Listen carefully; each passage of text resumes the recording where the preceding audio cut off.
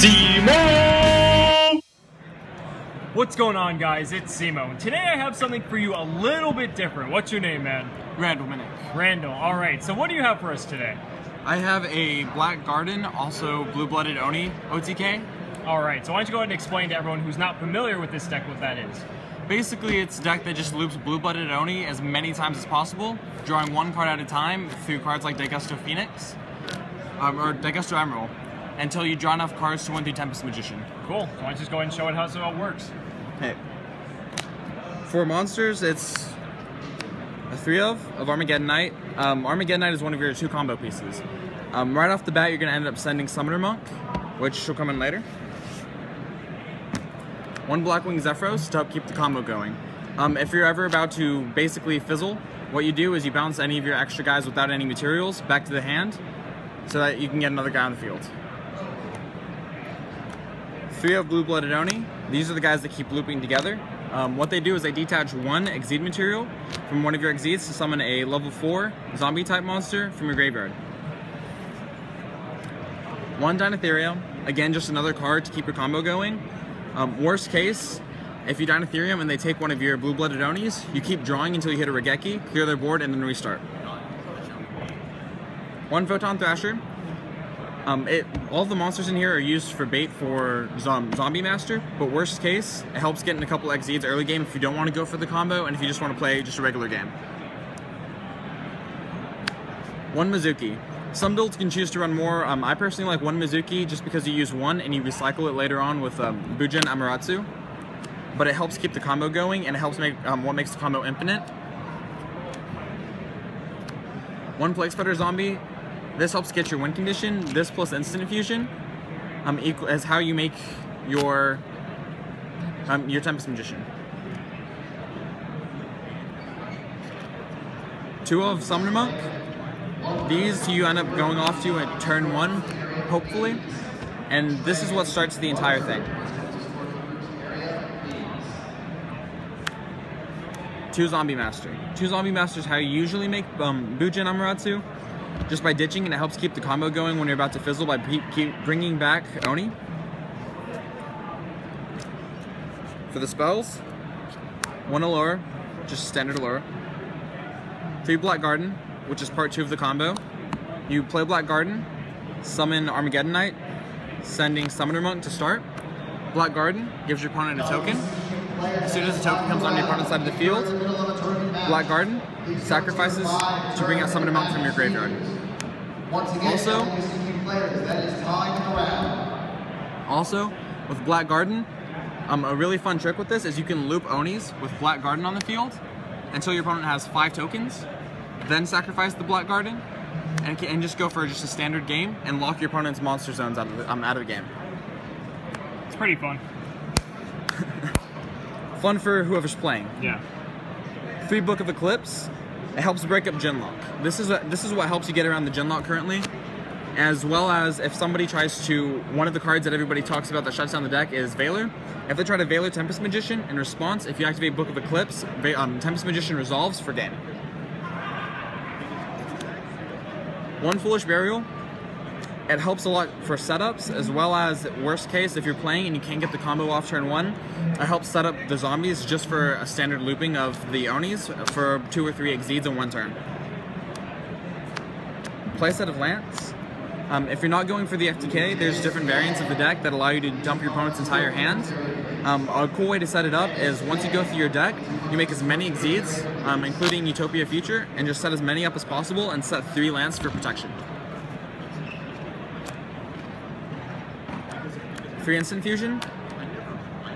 This plus Plague Spreader is how we make our Tempest Magician by summoning a Kamio Wizard, which is a really weird card. I'll get to in a little bit.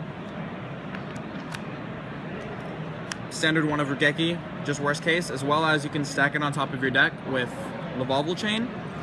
And if you put 3 extra deck monsters back into your deck, you don't have to shuffle your deck for Emerald, and you can draw into Regeki. 3 Rhoda. The Rhodas themselves are what help you with consistency. They get you almost every time an Armageddon Knight. 1 Soul Charge. There's been times where I've gotten really close to fizzling out on this deck and activating Soul Charge. And Soul Charge brings maybe 2 or 3 guys back and helps you basically reset the entire thing. 3 Terraforming, just consistency to help get the Black Gardens. It's a lot of spells to pitch from somebody. And 3 Upstart Goblin. Be careful with Upstart Goblin. If you have to activate them, try to activate maybe 1, because there's been times where if you try to activate more than 1, you accidentally deck out, and which is a common thing. You try to burn your opponent, and you have decked out before by just drawing your entire deck and not having enough cards to deal lethal. Extra deck. 1 Evil Storm Excitation Knight. I'm gonna go and start with this one, just kind of an explanation. Overall with this card, what it really does is it helps if you're playing just a standard game. Some builds can go for Cowboy instead, and loop Cowboy. It's a lot more difficult just because you have to go through more steps, and the standard combo alone takes a while. But I like it just because it's a free card to just go through worst case scenario, and best case it helps clear the board of anything that basically stops like floodgates. 1 Ouroboros. If you're opening hand, you have no way to actually cause lethal, or if you're worried about it, what you can do is with Ouroboros, you loop it instead of looping Bujin Amaterasu, and you ditch your opponent's hand 1 card at a time, and you just go until you have maybe 5-10 cards left in your deck, and your opponent has no cards in hand, and you're left with this as well as a couple of other backup cards like 3 Lances set, and you just pass turn.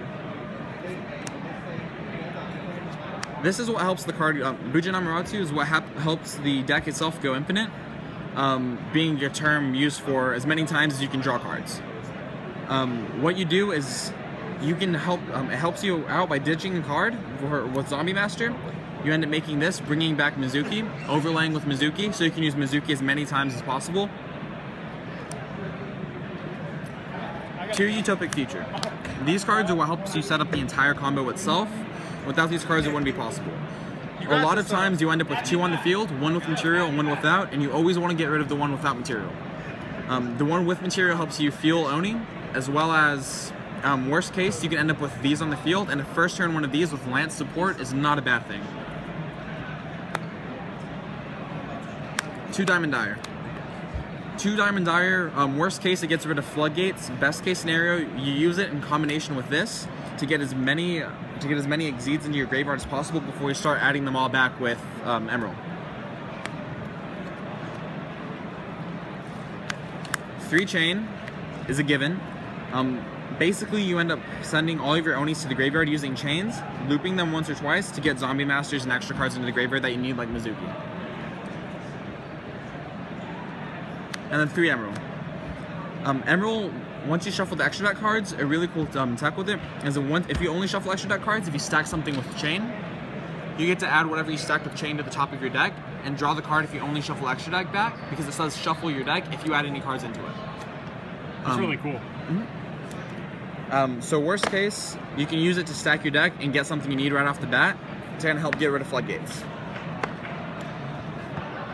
And as your win conditions, it's Tempest Magician and Kamiya Wizard. It has to be Kamiya Wizard. Reason being is it's a spellcaster and a level 4, and you can instant infusion it into play.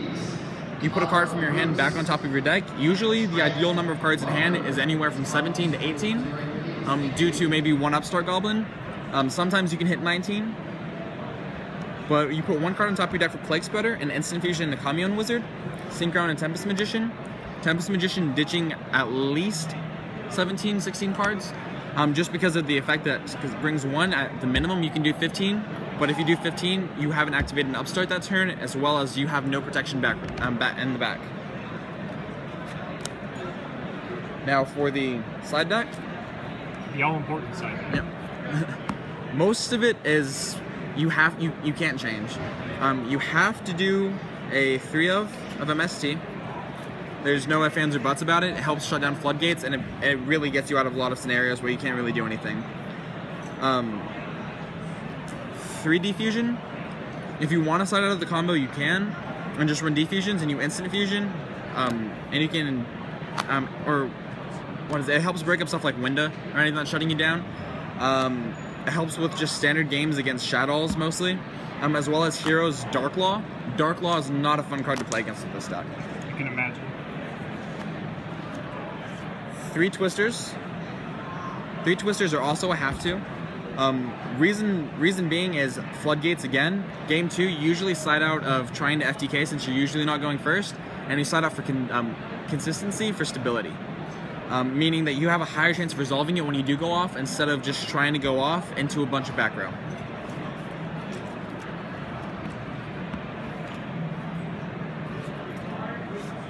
Two Dark Hole help breaks up Genlock, as well as anything else that just sticks around on the field that you can't really get rid of. Also, again, if you want to slide out of the combo, you don't always have to combo. It's just a really good toolbox zombie deck if you need it to be. Some run more. I choose to only play 2 Galaxy Cyclone because some players try to slide in stuff that, like Imperial on Wall, to keep you from banishing Mizuki. Because Mizuki is a key piece in the combo. You don't have to use Mizuki every time, but it really helps just get through the rest of the deck. So these can't actually shut that down. I run a 2 of just because it gets rid of anything face down, and worst case, I can get rid of maybe a face up Vanity's Emptiness. But usually it's just to clear back row. If you want, you can run 3.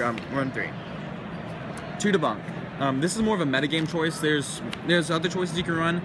Some builds run 1 Exiled Force to help break up Genlock, as well as the 3rd Galaxy Cyclone. I keep 2 Debunk, mainly because a lot of decks with hand traps can really hurt your deck. Early on, a Flying Sea out of nowhere or a Effect Veiler at a certain point in time actually sets you behind a decent amount. So debunks, especially if you're going first into a bunch of back row or a bunch of hand traps, just having something to set and kind of get a little more stability for the next game really helps. Awesome. Well, hey, thank you so much for showing us, man. We appreciate it.